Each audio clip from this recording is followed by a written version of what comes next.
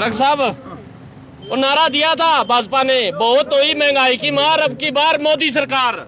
मैं ही कहता हूँ, जब से देश के अंदर, प्रदेश के अंदर भारतीय जनता पार्टी की सरकार बनी है, तब से देश के अंदर लगातार महंगाई बढ़ती जा रही है। खाद्य वस्तुओं के दाम अनाप शनाप हो गए।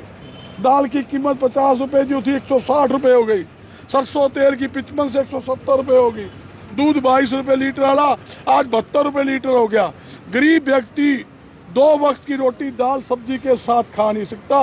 इतनी जोरदार महंगाई देश के अंदर आई हुई है कि जब से सरकार आई महंगाई लाई है। पुतला जलाने से महंगाई पीछे हट रही है। बिल्कुल, जो सोई हुई गूंगी बहरी सरकार को जगाने का काम करेंगे। यहाँ तक आपके सामने है, ये स्थिति क्या रही है। जो 3 रुपए लीटर पेट्रोल के दाम बढ़ाए थे आपके सामने है, फिर 90 रुपए पैसे और बढ़ा दिए। जो 5 किलो का रसोई का सिलेंडर था, जो गरीब आदमी यूज करता था, रेडी वाले, खोखे वाले, जो झुप्पी झोपड़िया, 261 रुपए। देश के इतिहास में आज तक इतनी भारी भरकम बढ़ोतरी नहीं हुई। तो आत्मनिर्भर भारत कैसे बनेगा? आत्मनिर्भर नहीं, आत्मनिर्भर तो मोदी बन गया, उसके चेते बन गए, मलाई खाने के लिए बन गए, सारा देश को चाट गए।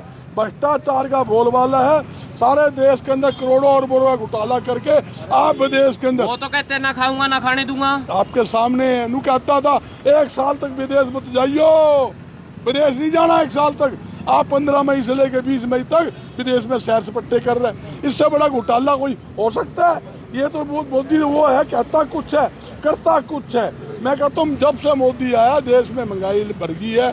पेट्रोल डीजल के रेट बढ़ने से ट्रांसपोर्टिंग महंगी होगी, आम खाद्य वस्तु महंगी होगी, जरूरत का सामान महंगा होगा। गरीब आदमी घर का गुजारा करने में असमर्थ है, इसमें कोई दो नहीं। भाषण देता है खाद यूज मत करो, 50% खाद कम कर दो खेती में। अरे दू फुप्पा पूछ रही है कोई हो, खाद कम कर देंगे तो अनाज किस तरह पैदा होगा, ये साग सब्जी किस तरह पैदा होगी, देश भूखा नहीं मर जाएगा। कभी कहता है विदेश मत जाओ, खुद सैर सपट्टे कर रहा है। कभी कहता है सोना ना खरीदो। अरे नू बता, जो लाखों करोड़ों लोग अबूसना काम करते हैं, मजदूर है, पलेदार है, वो कहाँ जाएंगे? 63 रुपए पेट्रोल हुआ था, अनिल विज जी कपड़े उतार के रोड के ऊपर आ गए थे। यूँ कहा करते, क्या कर रही है? यूँ कहते हमारी सरकार आ जाती 2014 में 35 रुपए लीटर पेट्रोल डीजल देंगे, 250 रुपए रसोई गैस सिलेंडर देंगे। आज देख लो सिलेंडर मिलता नहीं, शक्ल देखती नहीं।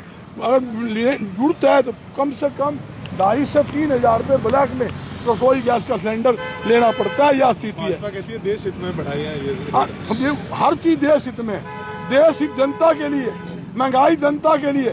खुद ये पानी पीते हैं 2-2 हज़ार लीटर का बोतल आती है, वो पानी पीते हैं। 10-10 हज़ार का ये सूट पहनते हैं, 5-5 लाख का पेन रखते हैं, 4-4 लाख के चश्मे पहनते हैं। ये देखो देश तो लुटा दिया, देश लुटा दिया। 85 लाख करोड़ के जहाज में तो वो घुमा लाग रहा है विदेशों के अंदर। साइकिल पे चल रहे हैं, आप गाड़ी पे आए हैं, क्या जैसे ये तो ड्रामा है। ये आप देख लेना, आज देख लेना किस चीज चल रहा है। वो तो ये ड्रामा करते हैं नोटंकी, जनता को गुमराह करने के लिए। हम देश हित के अंदर गाड़ी छोड़ दी, अगले ने क्या करा, गाड़ी तलियार पे भेज दी पहले ही, और आप साइकिल पर या फिर गाड़ी में बैठ गया। ये तो नहीं, ड्रामे जुमले हैं, ये जुमले की सरकार है। भविष्य खराब हो गया, पेपर लीक हो गया, क्या कहोगे? मैं कहूँ लाखों लोग बेरोजगार बैठे और बेरोजगार हो गए। नीट का पेपर लीक होने से देश के अंदर हाहाकार मची हुई है, लोग जनता बेरोजगार है, और लाखों लोग हरियाणा में बेरोजगार हो गए, देश में बेरोजगार हो गए, और पहले ही बेरोजगारी बहुत ज़्यादा थी।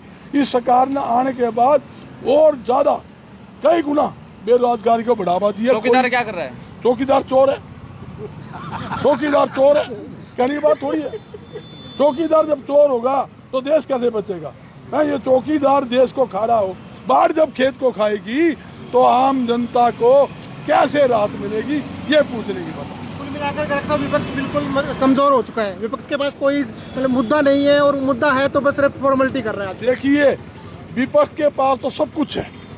विपक्ष के पास ना होता तो हम सड़कों पे क्यों लड़ाई लड़ते, क्यों जनता की आवाज उठाते? हम विपक्ष नहीं बोल रहा, ये जनता बोल रही है, जनता की आवाज बोल रही है। जनता हमारे पास सैकड़ों लोग आते हैं, बजरंग जी मारे गए, लुट गए, क्या करें, कैसी स्थिति है, सरसों तेल महंगा, दाल महंगी, साग सब्जी महंगी, रसोई गैस महंगा, 5 किलो सिलेंडर कोई महंगा। ना कोई कमी तो कांग्रेस में भी रही होगी। कुलदीप बिश्नोई के फादर साहब के बारे में इतना कुछ कहा गया, उसके बावजूद कुलदीप जी कांग्रेस में नहीं आए दोबारा। देखो आपने खूब न्योते दिए। सुनो, वो तो इनका निजी मामला है, मैं क्या कह रहा हूँ, मगर कुलदीप जी को इनसे समझौता नहीं करना था। इतनी बात होने के बावजूद तो ना इनके बराबर की लाठी टेकनी चाहिए थी, ताकि इनको पता लगे कि कैसे इतने महान व्यक्ति जो 3 बार प्रदेश के मुख्यमंत्री रहे, ईमानदार व्यक्ति था और जिसको छत्ती बरादरी का नेता, उसके प्रति यह शपथ किए। मेरे ख्याल में किसी प्रकार का कोई माफी नहीं, कोई समझौता नहीं, पूरी लट्ठी भारतीय जनता पार्टी टेक कर उनको सबक सिखाने की जरूरत है। ओकेजन चाहे कैसा भी हो, आपको परफेक्ट दिखाना है आशीर्वाद लहंगा शेरवानी का काम, जहां पाए डिजाइनर लहंगा, शेरवानी और पार्टी वेयर ड्रेसेस। यहां किराए पर लहंगा, शेरवानी और ड्रेसेस की सुविधा भी उपलब्ध। विजिट आशीर्वाद lehenga sherwani, SCF 113, Rajguru market, Hisar. Hello, Nazim है? नाजिम जी तो 15-20 दिन बाद आएंगे। हेलो, शाकिर है? शाकिर जी छुट्टी पर है, 1 महीने बाद आएंगे। हर बार यही जवाब, अब सच बताओ। हिसार वालों के लिए बड़ी खुशखबरी, हिसार के बेस्ट हेयर स्टाइलिस्ट नाजिम और शाकिर अब आ गए हैं अपने नए सैलून के साथ। Salon X 3 story luxury salon, जहां मिलेंगी world class services, hair cuts, hair colouring, styling, keratining, smoothening, facials, makeup, nail art और बहुत कुछ। Salon X, now open at Ishwar Tower, Cambry Road, opposite Sector 15 Market, Hisar.